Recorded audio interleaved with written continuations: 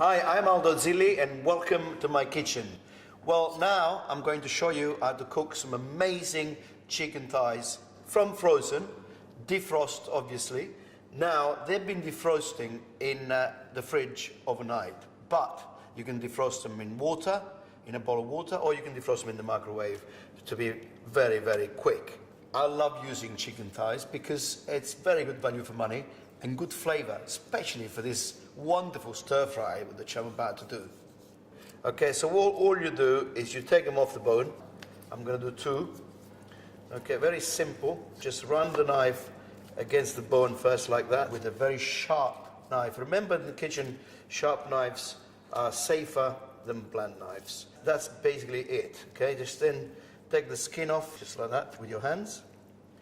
And if need be, you just use your knife. Okay, and that's it. I've got loads of beautiful vegetables in front of me here. Frozen food, frozen vegetables especially, retain their nutrition value, and it's so quick. Imagine I've just arrived home from work, I've got all these lovely vegetables in the freezer, and the chicken come out of the freezer before I went to work. So it's quick, it doesn't require you to take so many trips to the supermarkets. I've got some ginger, very, very good to mix fresh ingredients with frozen.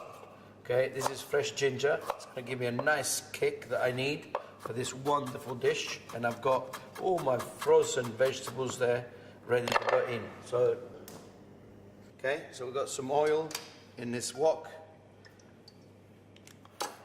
Let's de-seed the chili first, and this is how I like to do it. Just take the seeds out. Look at that. All the seeds come out very quickly. Chop the chili with Aldo Zilli. Chili go in. Fantastic. Some onion. The chicken thighs go in. Very hot. And when it comes to frozen vegetables, actually those vegetables have already been blanched, so you don't need to put them in just yet. My chicken has to cook first before we add all the frozen lovely vegetables. So a little pinch of sea salt, a little bit of pepper, and it's time for me to go into my freezer and have a look and see what I can find. Got some stock cubes, some garlic, and some broccoli. Okay, wonderful stuff.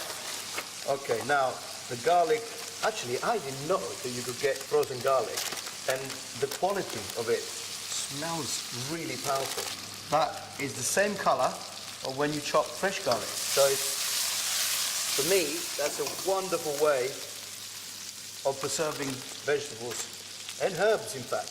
And now look at this. I've got a stock cube here, frozen stock cube. Again, a product that is amazing to use. All you need to do is chuck it in the frying pan, add some water, and now that stock is going to do its job of beautifully flavoring this wonderful chicken, and it's going to cook my vegetables all in the same stock, and this dish is going to be so tasty.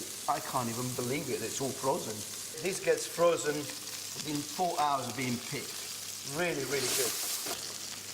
Now we're going to add all the rest of the ingredients, but make sure before you do that the chicken is almost cooked, because you know what? Those vegetables will take about anything between 3 and 4 minutes to cook. The chicken looks almost cooked, so it's time for me to add my frozen vegetables that are already blanched. Okay, fresh beans, some baby carrots. Okay, the carrots go in. I've got beans here, carrots, and peppers. And there's no waste. That's the most important thing about this wonderful dishes that you can cook with frozen vegetables and frozen meat. It's absolutely waste-free, okay? I've used what I needed from these bags here. These now are all going to be closed and going back in the freezer because they haven't defrosted, so they go back in the freezer for me to use another time. Where's the waste? And where's all the mess? It's all gone back in the freezer. You don't need to worry about any of that.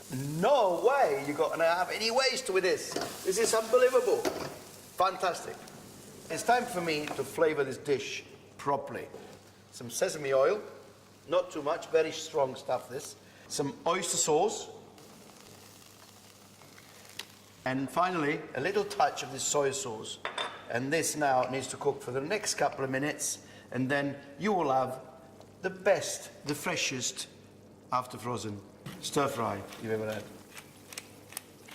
That's it, ready for me to serve this wonderful stir fry. A little bit of plain rice. You don't need rice to be tasting of anything in particular because you've got so many flavors going into the stir fry. Okay, so serve that. This will serve 2 people. Can you believe that? This is like a couple of quid here. Unbelievable. 5 minutes, that's all it takes. And if your husband or wife came back from work and you had that on the table, I think that they'd be quite impressed. And you can lie and tell them that you've been slaving on the stove for an hour.